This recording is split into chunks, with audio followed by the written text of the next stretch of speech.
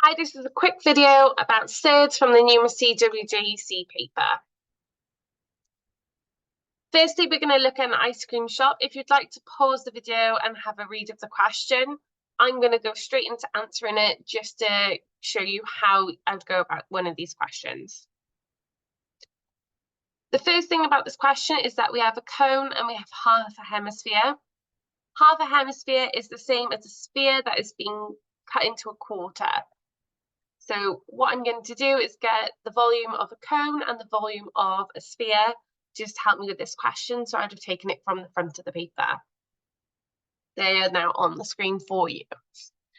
Next bit of information that we have that I'm going to highlight is that half a hemisphere has a radius of 3 meters. And we can see that this is also shared with the cone.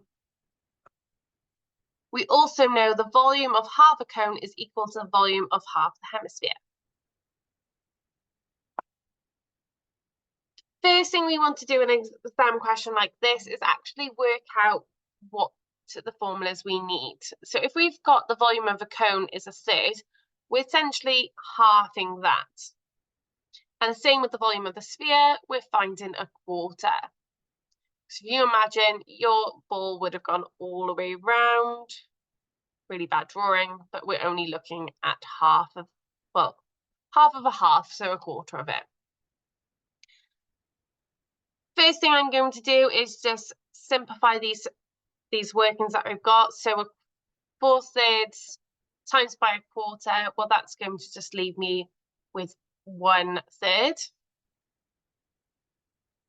pi, and then I'm going to substitute my 3 in for my radius, so 3 cubed. I'm going to do the same for the other side. Okay, so I know they're equal to each other, so straight away I'm putting them, they're equal. So this time I've got 1/6, because half times a third is a 6, times by pi, and this time we got 3 squared, and the height. Tidy this up then, so 3 cubed is 27, however we're going to be dividing our answer by 3, which gives us 9 pi on the one side. 3 times 3 is 9, which you should have all known. So we got 9/6 is pi h. At this point now we can cancel down, so straight away I'm going to divide by pi on each side. So now I've got 9 is equal to 9/6 h, sorry. Once we get to this stage, nice and easy. So we're going to times by 6, which would get us to 54 is 9h, and then divide by 9, which is just going to leave us with 6. So some people might have made that connection straight away, but just in case you didn't, that's how you do it. So now I've got 6, I've got the height, I can just sub that in. It's 6 meters. If it's a OCW question, in this case it's not, but it's still good to get into that habit. You've now got a bit of Pythagoras. It's shown you the triangle straight there. So the first thing I would do is just draw out a little sketch for yourselves, put in your information that you've got. And we know we've got the 2 shorter sides because we haven't got the hypotenuse. So the main thing we need to do now is 6 squared plus 3 squared. 6 squared gives us 36 plus 3 squared, which is 9, which gives us 45. Now, I've had a few questions on what do I do at this stage? Do I just leave it as root 45? Well, the question is telling us it's A root B. So if you're really struggling at working out surds, write down your square numbers.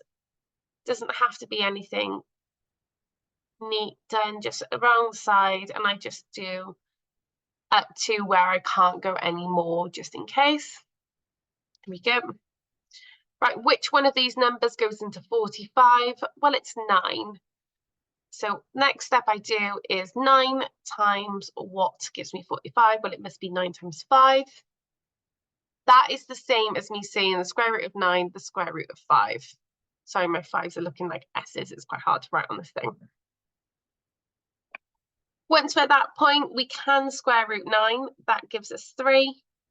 And that's why we had 3 root 5. So that's that question answered, and it's 8 marks. So what I'm going to do now is just show you the mark scheme, and we're going to flick back and forth just to see where it comes from.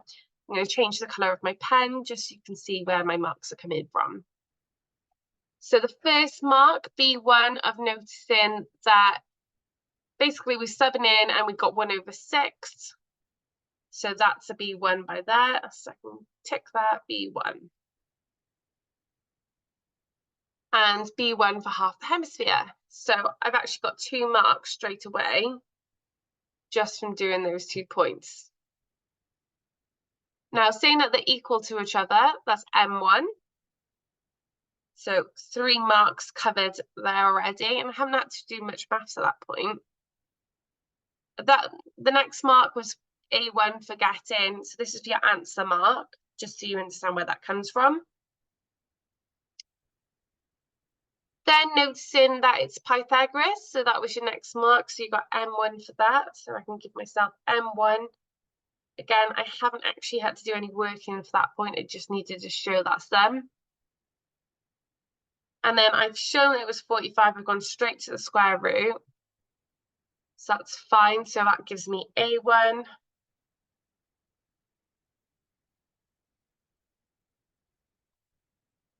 And then the last part is just B2.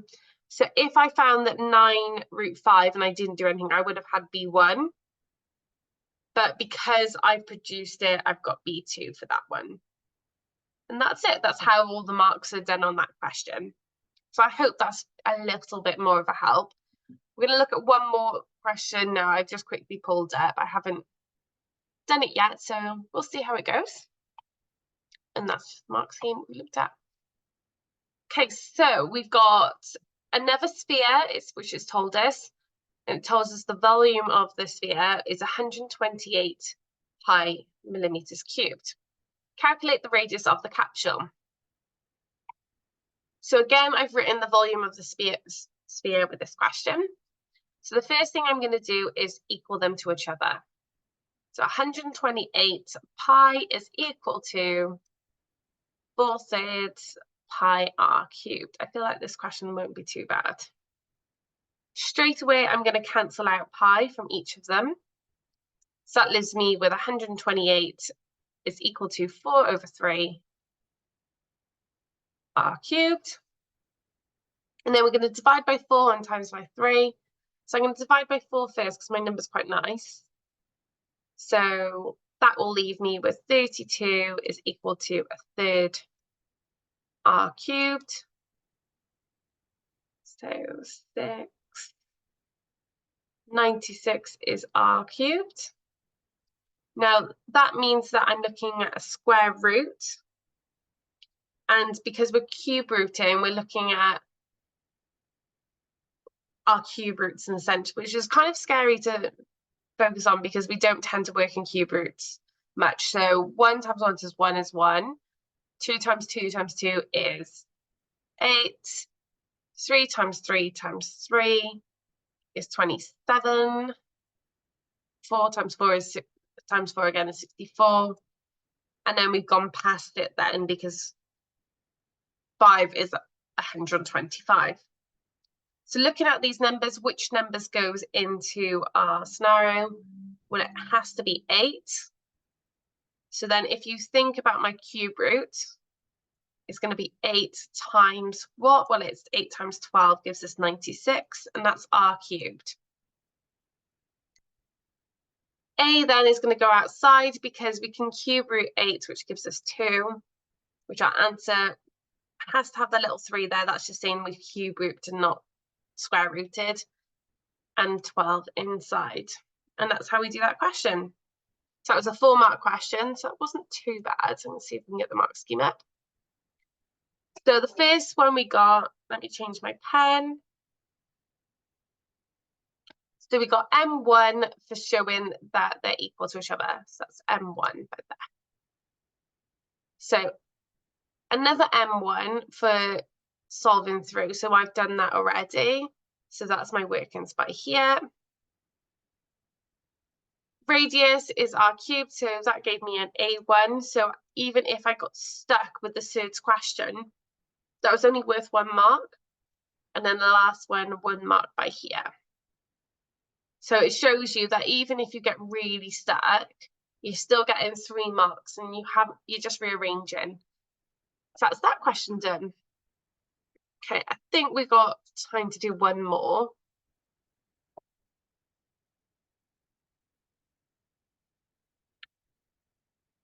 But if we look at this last question then, and this is the last question for today. So we've got a square base pyramid, which it tells us in the question. So I'm just going to quickly highlight that. So square base pyramid, there we go, perfect. And we're looking at the sloping edge. And we know A is an integer, B is a prime number. So if I imagine my square, every side is going to be 14. So if I'm working out the diagonal of that, I'm going to be using Pythagoras. So the square root of 14 squared plus 14 squared. Now in the higher paper, you should know up to 15 squared. So 14 squared is 196. So we're having 2 lots of 196, which is going to give us 392. Now 392 would give us the diagonal going straight across. However, I've only need to this point because I'm going to be doing another load of Pythagoras because I've got a nice then right angle triangle that's formed by here. So if I think about 392, I'm going to firstly think, can I simplify that a little bit more? So I'm just going to check, is it in the 4 times table? Because then if it is, I can square root it and take that 4 out, which will give us 2, which will help us when we're halving. So I'm going to go 392 divided by 4. Doesn't go in there. So 3 into 39. That goes in. Why can't I do that on top of my head? 9, 3 left over, and that goes in 8. So I know the root of 392 is the same as root 4 root 98, which means 2 root 98. Now, because I said to you earlier that I needed to half it, we know that's just root 98. And that helps us to the second part of this question. So we have Pythagoras, we've got root 98 by here. We have 8 by here, and we're going to just do Pythagoras one more time. So 64 plus 98, because when we square a square root, they cancel out. That will give us 2 and 15 plus the extra 1, 162. Then we're in that situation of doing our surds, and we need to simplify it. One's going to be a prime number, the other one's going to be an integer, but that means just a whole number. So I'm going to write down my square numbers. So 1, 4, 9, 16, 25, 36, 49. Going up past that number, remember that's what we want to do. So past 49, that gives us 64. 7, 8, so 81, 100, and it's not going to go past 100 because you think you can't have 2 lots of it. But it does go into 81, so you might have already seen that. So it goes into 81 times 2. So the root of 81 is 9. So 9 root 2 would be our final answer. So that's that last question now completed. We can double check. B is a prime number because 2 is the only even prime number, and 9 is an integer, so we're sorted. Just going to quickly check this with the mark scheme so you can see where you get the marks, and then you're done for surds. And I hope this has helped. Okay, so if I get my other pen, we'll go blue this time. So Noticing that half the base of the diagonal, so they just went 7 times 7. That was another way you could have done it. It went a little bit more complicated. Or noticing you get 98. So as long as you get there, somehow they're happy with that. So we got 98, which is here. I probably could have made that a bit more clearer, but I did show it by here as well. So you can use half of it as well. I didn't even think to do that. So that half was 7 and the height would be 7, which makes sense. So slightly nicer. Another M2 for showing the square root. So we've shown that by here. So M2 for that. Slanted edge was 162. That then gave us an A1. And we got B2 for our final mark. So they gave you 2 marks for finding the surd. And it does show the derivative. So it shows that you're finding the product of 2. But it's also making sure that you're pairing the factors as well. So that's really important. And there we go. That's that question done. Hopefully this is helping with your surds. I've picked up 3 questions that have come up in the paper. So even if you don't know surds, it is probably practicing your Pythagoras, or it's looking at those questions where you are given some additional formulas at the front of your paper. So just remembering those formulas are there, flicking back and using them where you can. There you go.